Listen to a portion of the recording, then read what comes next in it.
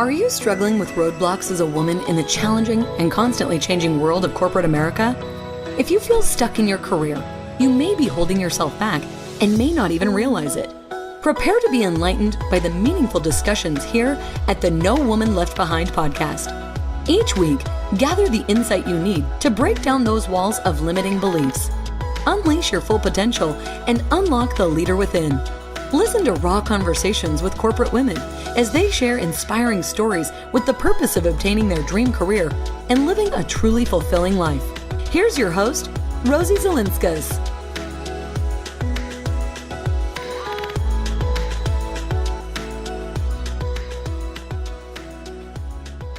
Welcome to the No Woman Left Behind show. I'm Rosie Zilinskas. Today we're talking to an insurance professional leader who shares that someone else's opinion should not be your reality. And I totally agree. Somtip Brunner is an insurance professional serving ultra high net worth clientele. She has over 15 years experience serving families of significant wealth in real estate, hospitality, and private wealth management. Born and raised in Bangkok, Thailand, she pursued her MBA with magna cum laude distinction from Nova Southeastern University in Florida.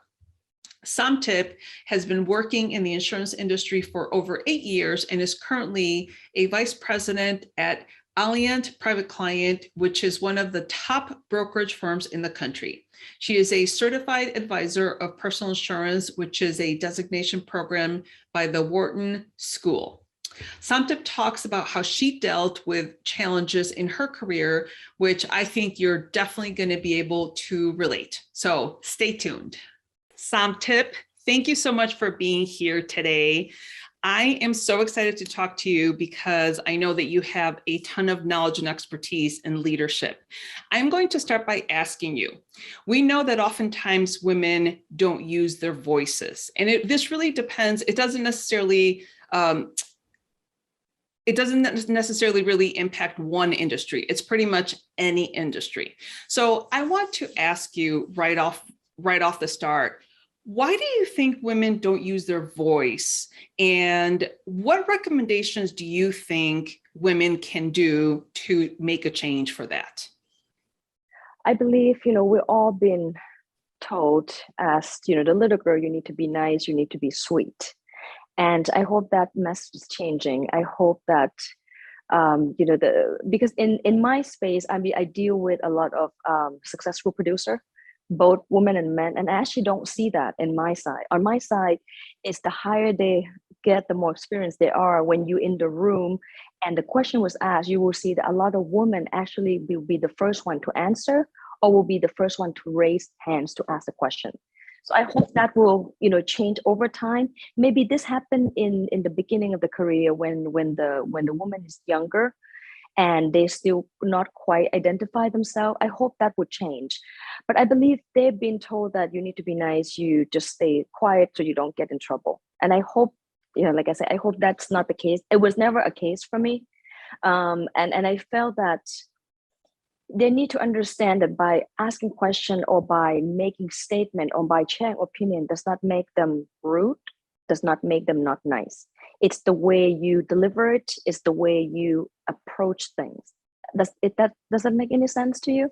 Yes, absolutely. And I love the fact that you made it a point to say that using your voice comes with experience, right? Because obviously when people are starting on their career, they're not going to be as experienced. So they are going to be afraid to use their voice and, just ask for what they need. But I do like that you pointed out again that when you are a little bit more experienced in your career, and especially as a producer for you, I'm so glad to know that you notice women using their voice and speaking up. So I think that's very telling for the experience as you acquire it. So no, that makes perfect sense. Yeah.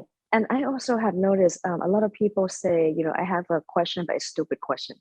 And that drives me nuts because no question is stupid. Right. And actually those kind of, and the type of question, this really has nothing to do with gender, with experience, with age. I mean, many, many years ago, I was in the board meeting of my condo association. And I remember one gentleman, he must have been the VP of the large investment firm, one of his complaint is, this is at the condo, one of his complaint is there's not enough sun in the pool. And I didn't even think of anything. I turned around, I asked him, I go, but do you want them to move the building or move the sun? Because like that is so that's what, and man doesn't even think that, because he's a man, right? He doesn't even think that that is a real stupid question. And Right. people just say it because they don't believe it. They don't think that it is. So I felt that, if you have a question, you speak up. Maybe sometime when you're younger, you're more anxious, you're more nervous, you don't want people to laugh at you, and maybe that's the reason why. And I hope they can get over that. I hope the school system and the way it's changing now, hopefully that it will make them speak up more. Yeah. You know what I have noticed, when I have, my son is 23 going on 24, my daughter's 21. I also have a nephew who's 27, another niece who's 24. So I have noticed, so interesting, that this generation, like their early 20s, this is a group of young people that are vocal and that are actually quite passionate about what they're doing. So I am hoping that, that translates to when they actually step into the workforce, that they can continue to use their voice. I always tell people, especially when they're newer in the industry, the more you use your voice, the more you hear yourself use your voice, and the more you hear yourself speak up, the easier it is as time goes on. So I think I agree with everything that you said. So it makes a lot of sense. So let me ask you a second question. What kinds of things did you struggle through as you're coming up in your career? I think I've been doing this, for 20 years now, still working in the workforce. I think it's different at certain age. In the beginning, I started my career in the brokerage financial side. And I've been told at the time, you look too young. So you want to look old. And now when you look older, now you're like, you want to look younger. So I think it's all in your head. The struggle I had, it's more of my own emotional too. I think we emotionally mature over time. With the experience come over time. You have to go through the high and the low. The struggle I had in the beginning is, of course, when you're a woman, you're young, and you had people who would say something or make the comments about you that it took you a really long time to understand and believe that their opinion is not your reality. And you need to create your own reality, because otherwise they would create it for you and you would not like it. And it took me a long time to really just put my foot down and say, you know what, your perception is not my reality. And there were times when I say it straight to them that you can make whatever comments you like, but I think, a nicer person who have better value would not make that kind of comment. Another struggle I had, and I think I had plenty, I'm sure you can share this, you can probably has a similar experience. And I still have that struggle today, actually, and to this day. I never think I'm good enough. And I think that's what made me fight for more and try to do more. I never think, the other day people made a comment that, well, you have a successful career. And I actually never think I am successful. Maybe because I'm not there where I want to be yet. And sometimes I'm wondering, what do I really want to be? Actually, Rosie, one of the questions that I want to share with you is that one of the reasons that it sort of slowed me down in complete your profile, one of your questions you asked, what are the 3 career goals that you have? And it actually stuck me, because I actually don't know. If you asked me this 10 years ago, I would have had it. But now I was like, because each different stage of your career, you set a goal and you accomplish that. Then you have to make another goal. And sometimes life carry on and you didn't make another goal. Like I felt like I got to the level where I wanted to be more than I ever dreamt of I would be. And also maybe less than what I think I could be, just those kind of balance. And I actually had to think about it for a few days. Very interesting. So I'm excited that I stumped you a little bit. That's awesome. yeah. It actually, it's stuck with me for a few days, because I have life goals and the career goals. When you're in the level that we're in, that I'm in at this point, it's much easier to have a career goal when you are younger. When you're coming in, you can say, you know what, I want to be a VP. I want to be a manager. I want to run the corporation. But 10 years into it, 30 years, 20 years into it, 30 years into it, experience would tell you that maybe when you get to where you are, that's actually not what you want to be. I had, I managed the team and ran the entire division for about 8 months that I didn't have a life. I thought I wanted it, and I actually did not enjoy it at all. Even though I felt like it expand my role, it expand my horizon. I used to think sales was everything. When you do that, you realize that sales is not everything. Being in sales is just a portion of the operation, marketing, and everything else. But you have to get there to really experience that. And I just realized that while managing people is actually a lot much harder than being in sales. You probably can. Managing people is very hard. Well, that was great. But so I want to go back to a couple of things that you said. First of all, I love that you said someone's opinion of myself is not my perception of myself. So tell me a little bit more about that, because I'm interested in how you actually divide those things. First, you see where it comes from. I think we have people who try to make that kind of statement all the time or make assumption. People are judgment of others, but you really need to pay attention to where it comes from. Is that person really matters in my life, or it's just from someone I just met?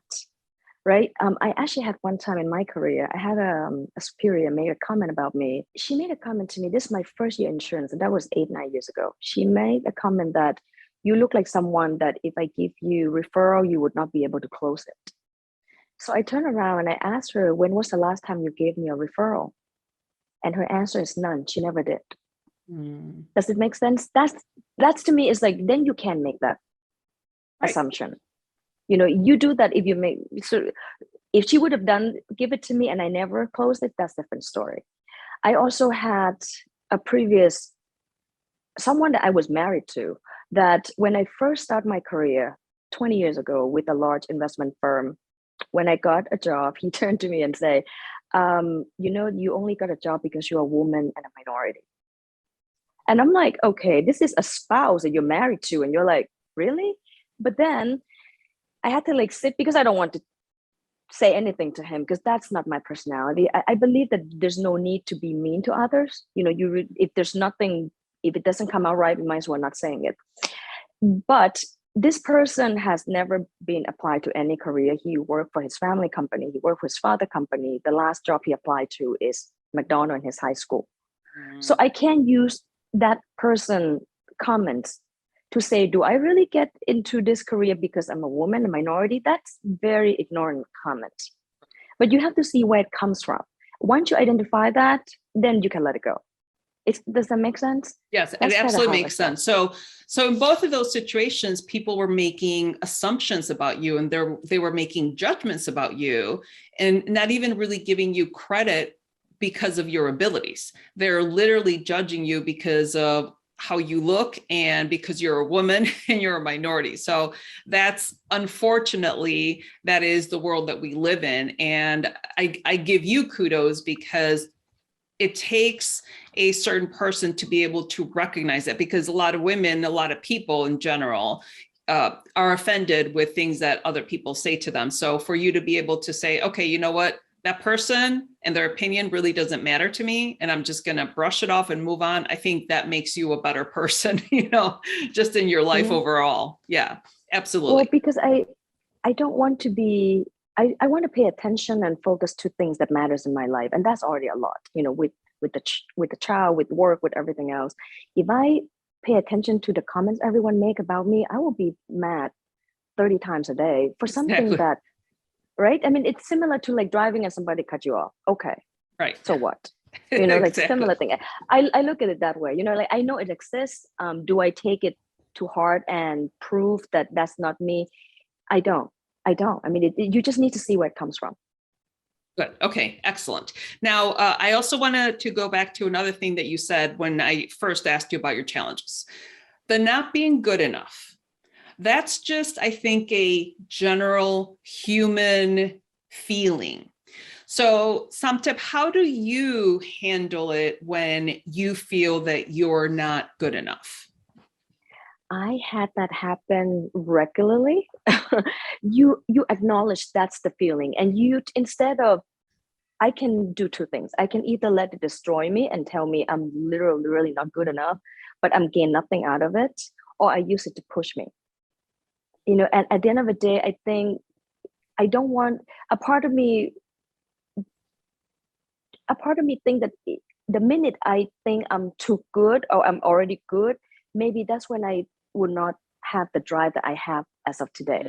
So that's just kind of how I spin it. But I have bad days when I'm just like, I'm really not good enough. It's because we're in sales and in this career, and not even in sales, but in life in general. I think when you really ask people deep down, I think this feeling is very common to anyone, really.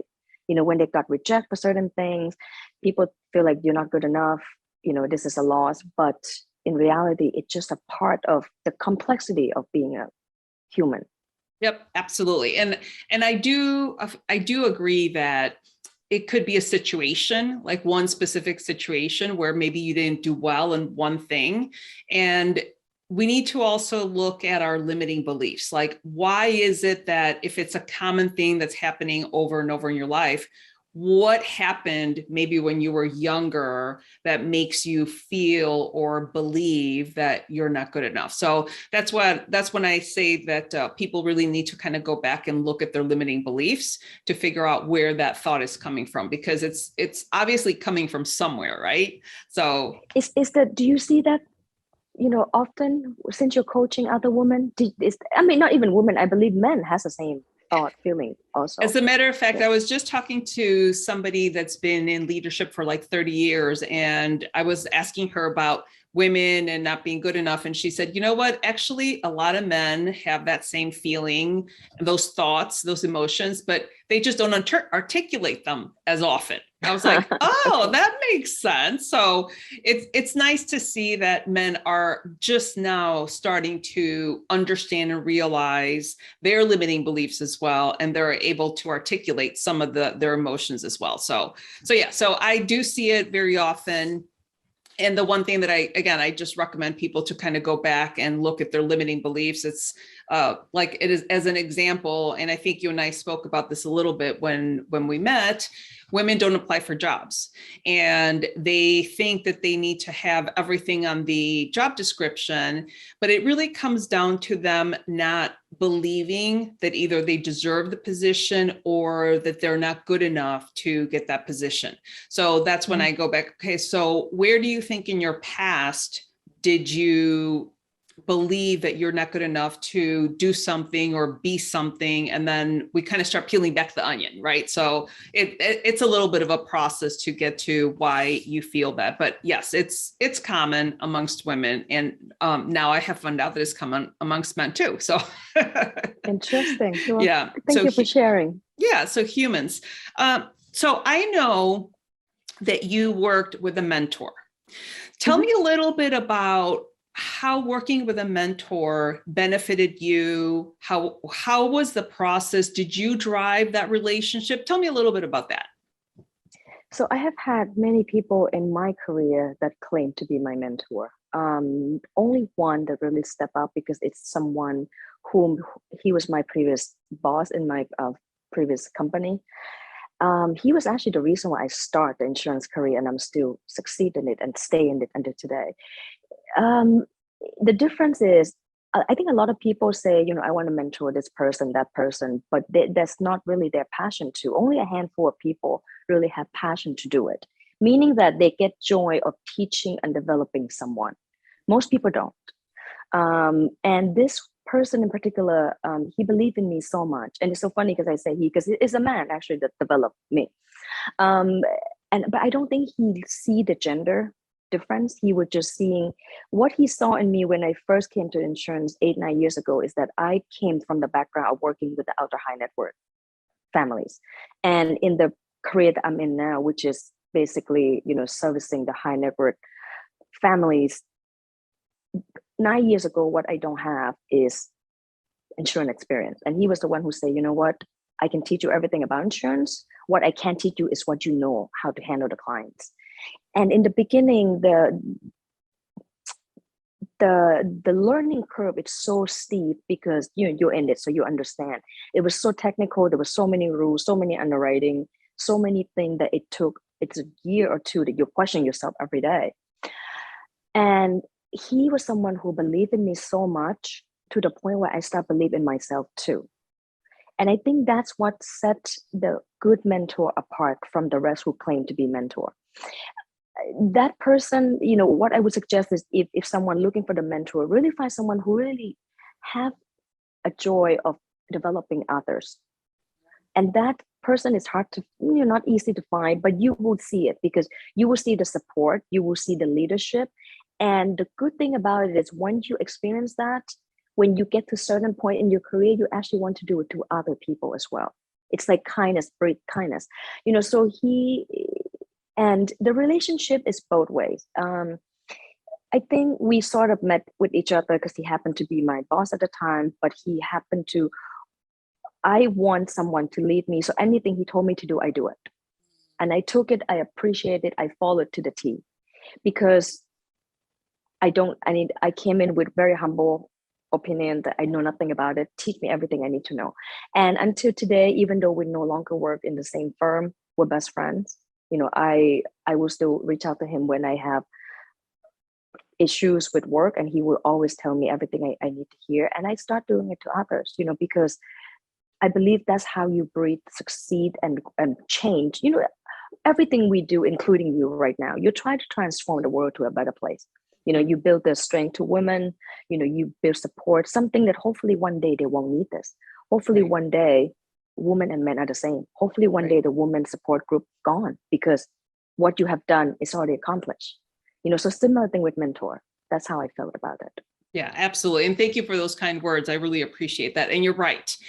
My hope is, and I think I've told you this before, but my mission is to eradicate the gender gap.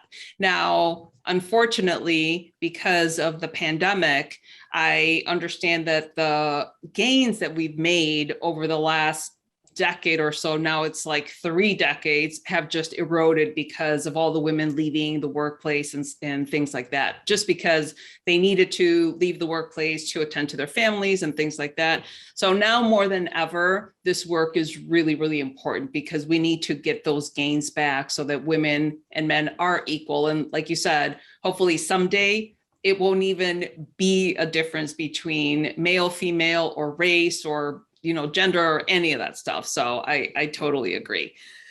Okay, so I did want to ask you, so you're obviously a vice president. What are some of the things that you focused in your career to make it to a vice president position?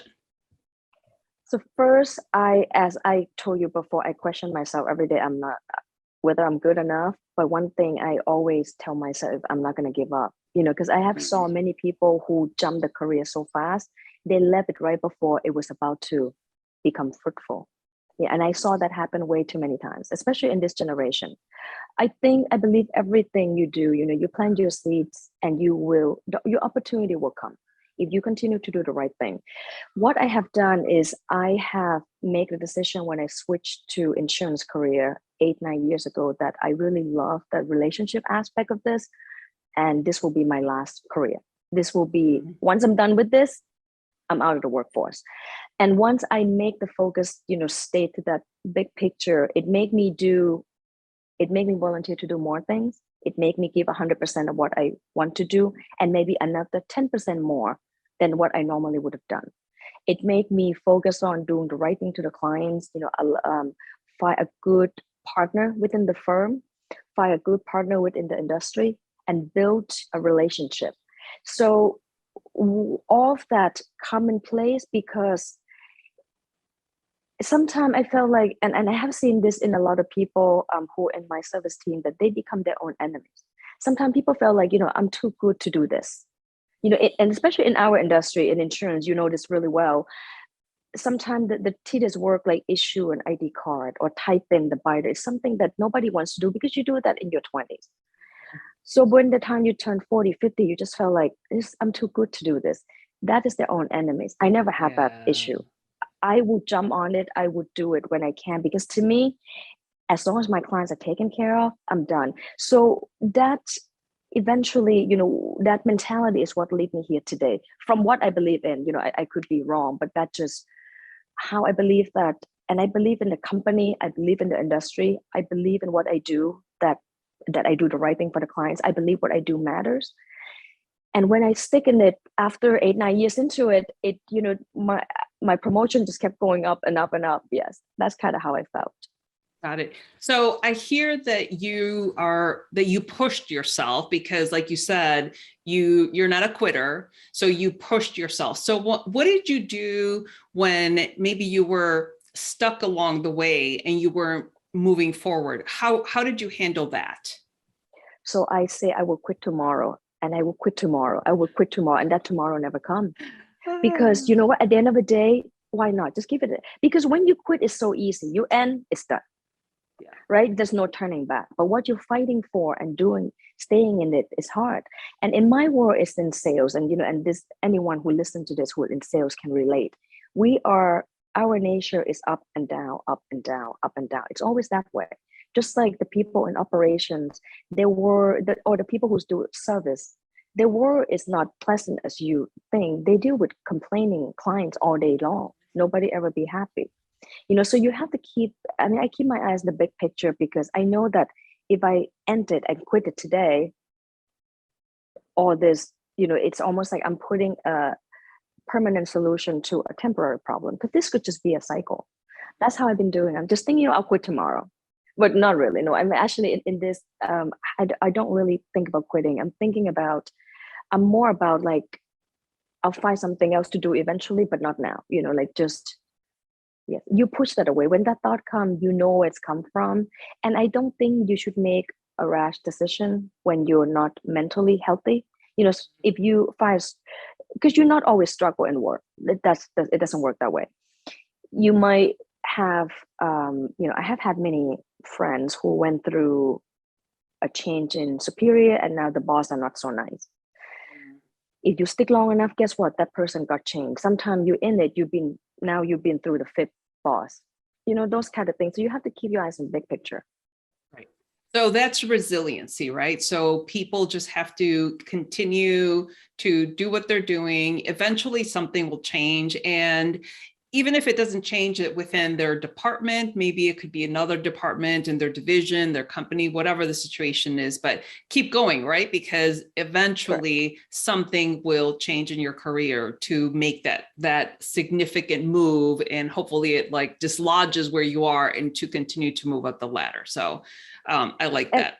Well, and I also felt like you need to, I'm not saying that if you're being abusive at work verbally or, Right. emotionally to tolerate that. I think if you know your worth, you know your goal, you know exactly what you're capable of and what you're capable of handling, and you have your own self-worth, you would not tolerate that. So it's very different, but if you know that it's just a bad week, it's just a bad day, it's just struggle, this is me, then it's your responsibility to fix that.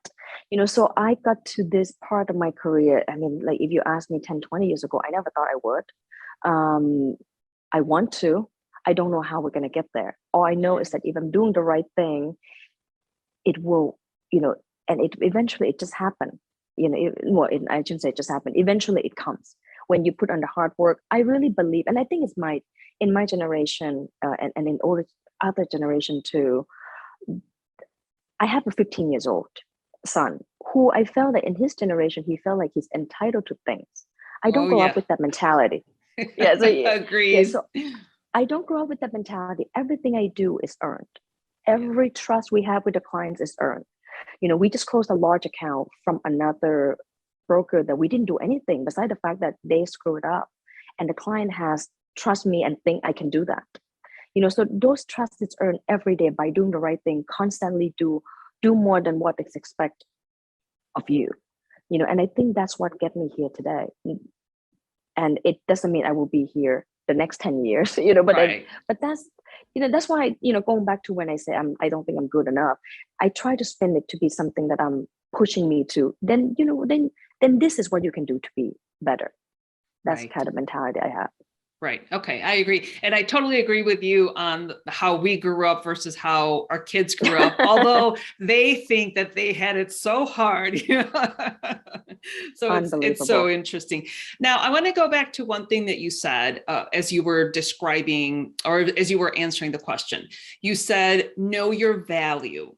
So can you talk a little bit more about that? What do you mean by that? Like if someone is listening to us and they're in the position that you described where they're trying to move up the ladder, continue to evolve, advance in their career, how do they determine their value? What does that process look like? So go back to what we just talked about. Other people perception is not your reality. You need to determine your reality. What is your reality? What are you good at? What are your strengths? Who are the people that better fit with you? Because as you could probably agree to this, that you're not going to fit with everyone in the organization. And there's some people you actually don't want to be a good fit with because they have different approach of doing things. In my industry, there are producers who really care about clients, and there's some producer who just there for the numbers. You might see one successful faster, but they're not last. It doesn't last. Clients love them. You look at them as a successful today, but in the long run, they're not a true successful. But you need to really determine that. And I think sometimes, asking yourself the hard question first: why are you here? Why are you doing what you do? What do you really love about it? Do you really love about it? Right. Because when you don't know that answer, you have no directions. That's how I determine my value by I know what I'm good at. I know what I'm capable of. I know what I can do to service the clients. And I am willing to walk away, and I have done it multiple times, for the people that I don't think is a good fit for me. Because this is my world. I have to guard it. Because if I don't guard it, someone else would throw everything my way. Same thing as when you build a house, right? You build a fence for a reason. So similar to that. That's kind of how I feel. Please share with me, what are your thoughts on your values? Yeah, no, I think you absolutely hit it right on the spot. So first of all, know what you like, especially if you're in a job that you're not engaged in. And if you know that you're not engaged in it, if you're bored or if you're like dreading going to work, then it's probably not the right fit for you. Kind of going along with know your worth. You might be completely in the wrong job. And when you go back to what do you like, that's when you can start figuring out that position, that job that you would be better at. And they always say that if you love your job, you don't work a day in your life, right? So I think that's because huge. You enjoy doing it. Exactly. Yeah, you enjoy doing it. And like you said, I think there's a difference with someone doing the job just because, and then someone doing the job because they're trying to help people, they're trying to service people, or, whatever the job is. So I think knowing what you like, knowing what you're good at, identifying your skills, your knowledge skills, like for example, knowledge skills is like a doctor needs to know medicine, a lawyer needs to know the law, versus your transferable skills. Are you able to prioritize? Are you able to organize? All that stuff. So that's, that happens that can transfer to any job. But doing a little bit of soul searching and trying to understand what you bring as value to an organization, I think that's when you start finding out what is your value, like what are you worth? And then you also have to learn, and maybe you can comment on this, how do you articulate that when you're trying to have a conversation with your manager? I made it very clear of what I'm good at and what I'm not good at. I felt, and I'm very honest and I'm pretty open as much as I can, because I felt that I want to draw the same type of people into my life. So the manager that I have now, she's a woman, very strong woman. And before I came to her, I chose between 3 different companies. And she was the one I felt like this person can lead me, because you're going to be at a certain point where only a handful of people can lead you, and I felt like we're a good fit. So I make it very clear to her of this is what I'm determining. I did managing. I felt that I'm not sure I like it. I'm good in sales. I'm good in relationship. I don't think I'm in the managing people long enough to really find out whether I like it or not. Because I was in the unusual position where I was on my own for a long time, and I don't think working 18 hours a day is sustainable. I think it's very hard to love that part. Mm. I think when I'm still determining so coming back to sales is very easy to me because this is easy. It has up and down, but I love the relationship. I know what I'm doing it for.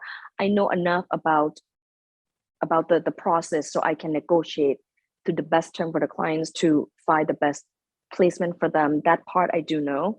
It took me 8 years to get here, but then then I realized that now how can I find out how can everyone works together so it gets better? Because in anything you do, sometimes that's a benefit of being young, right? When you're coming in, you're young, you don't have anything to lose. You just climb up.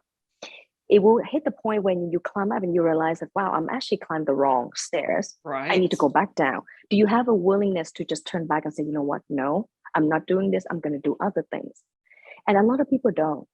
Right. I felt like a lot of people don't. And I felt that, I believe that this is, it's just like driving. If you don't know where you're going, you're not going to arrive at your destination. So you need to know where you want to go first. It could be wrong, but if it's wrong place, you need to be willing to turn it back and say, you know what, been there, done that, don't like it, let's do this. Or, that's kind of how I felt. Like I say, the way I communicate to my manager, I'm pretty direct with her of where I'm at. Right now, I'm coming back to build the book, build the sales again, build the team. I want to build a strong team. And my goal is in the next 5-10 years from now, I want to build someone who is become a second me so I can leave the workforce and retire happily. That's where I'm at this point. Got it. Okay, good. All right. Well, gosh, we've covered a lot already, Somtip. So I want to ask you a little bit about your career. Like, how did you get to where you are today? How did you even get involved in insurance? So tell me a little bit about your background. So my background is I start my career in the wealth management. Well, let me backtrack. I am a minority. I grew up, born and raised in a different country. I was born and raised in Thailand. And when I graduate, it was the time when the economy just went collapse. And it was when a lot of people are jobless, they can't find job. And the only way to really even be considered for a good position, you have to have an advanced degree. So I happened to skip 2 grades in high school. So I graduated at 20. And at 20 years old, you're sort of clueless. And I came here to US for my graduate school. After I finished it, I went to the wealth management financial brokerage side. I did that for a year and a half, actually 2 years in total. And for personal reason, meaning that the spouse at the time did not like what I'm doing because I was the only 3 woman producer in the world of 150 men producer. This is in the financial service. And you would see that a lot of men is intimidated by that. And we're talking about 20 years ago. So he made me choose between a career or a marriage. And as young and naive, I chose the marriage. So I love I love that industry. But I went into hospitality, which is the private club industry, where it's a private city club that I deal with the judges, with the top lawyers, with the CEOs day in, day out. I did that for a good 5 to 8 years because I had like a 2 years that I took off when we had our child.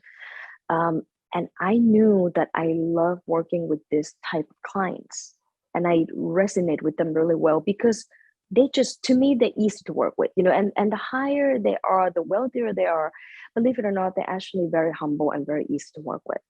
They're not price driven. They are not looking for the cheapest thing. They just don't want to be ripped off. Nobody does.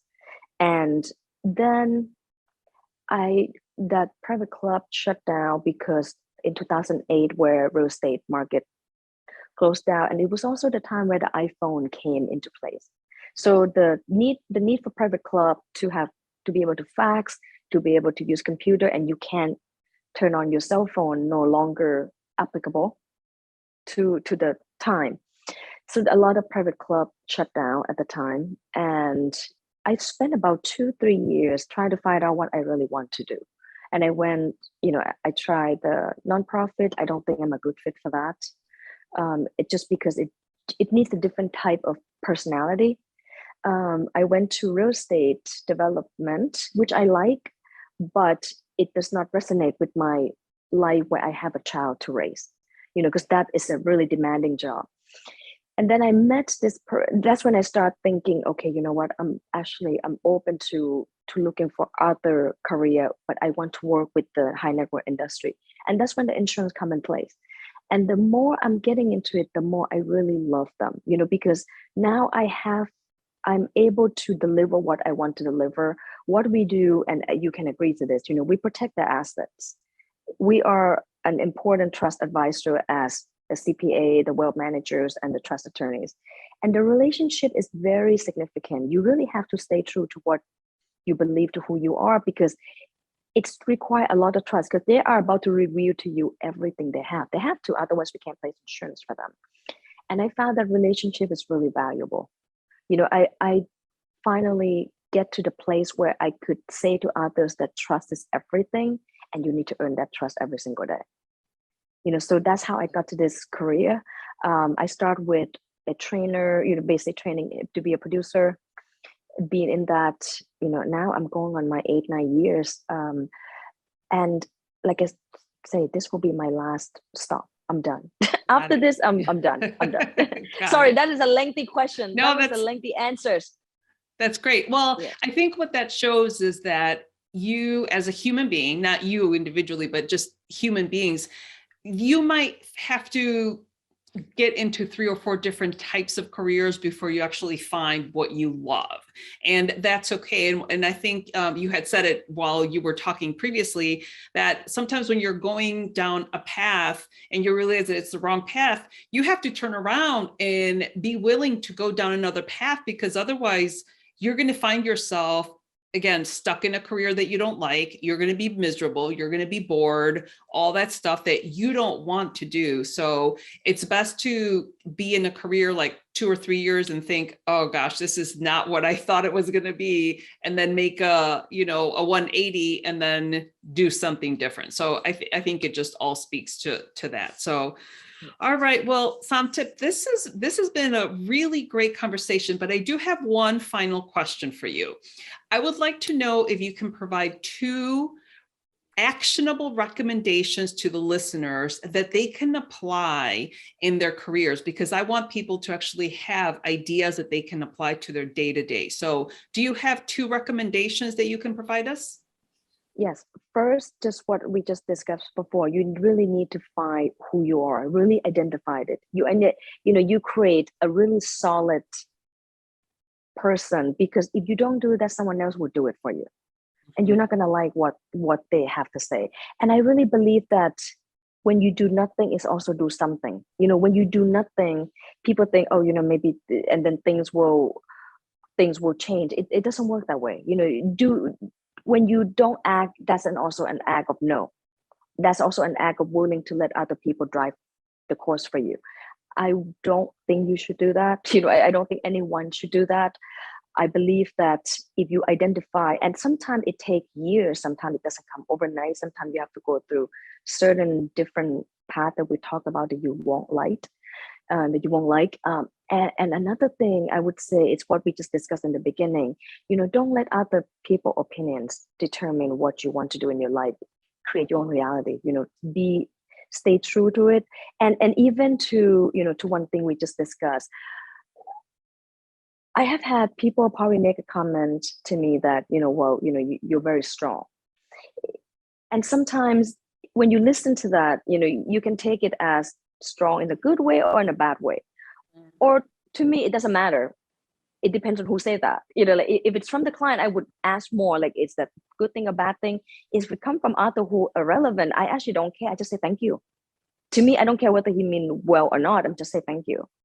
And that's something that I felt that, when you know yourself, you would not let people make it change, because it's already hard enough just to fight your own demon every day. Right. And so to me, once you have that solid, that's what I believe that it will get you somewhere. Right. Just to add to that, sometimes we think that our own thoughts are always reality, but that's not necessarily the case, right? That's not necessarily, that's the whole thing of like, don't believe if you have a thought that says you're not good enough, challenge your own thoughts, right? Because what are you going to get out of that? Right. That's not necessarily true. So, all right. Well, Rosie, I want to add one last thing. Yes. One last thing is what I found very successful in my operation, how I'm able to operate is, you find a good support group, you find a good coach, you find a good partner.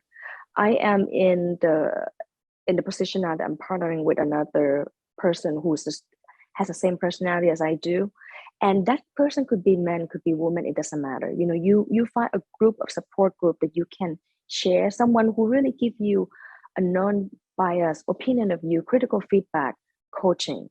You would be a perfect example for many women who should come to you and, take advice from you, just what you just mentioned about, question your own thought. Is that even valid? Those will help you. This is a part going back to like know your values. So you build a strong support team. There's a lot of people who would try to take you down. Don't associate to that. Yes, I agree. I couldn't agree with you more. So, all right, Somtip. Well, thank you so much for being here today. I really appreciate. We had a great conversation, and I hope to have you on again in the future. All right, so that was a great conversation with Somtip. I do believe that Somtip is someone that you can look up to and relate to, as she talked about her struggles and how she overcame some of those struggles. And the last thing is, I do want to recap Somtip's 2 tips that she provided us. Tip number 1 is that you really need to identify who you are, because if you don't, someone else is going to label you. And tip number 2 is don't let other people's opinions create your reality. So I think those are 2 excellent recommendations. If you have any feedback, any ideas, topics that you would like us to cover, please email me. My contact information as well as Somtips contact information will be on my blog on the nowomanleftbehind.com website. So with that, remember to be brave, be bold, and take action. Until next time. Thank you for listening to this episode. Let these stories of self-encouragement and professional development serve as a guide in navigating through corporate America in the most practical and fulfilling way possible. Do not forget to subscribe to the show at nowomanleftbehind.com for more content like this. Leave a rating and share it with your friends, because we want to make sure that no woman is left behind. Until I see you next time, remember to be brave, be bold, and take action.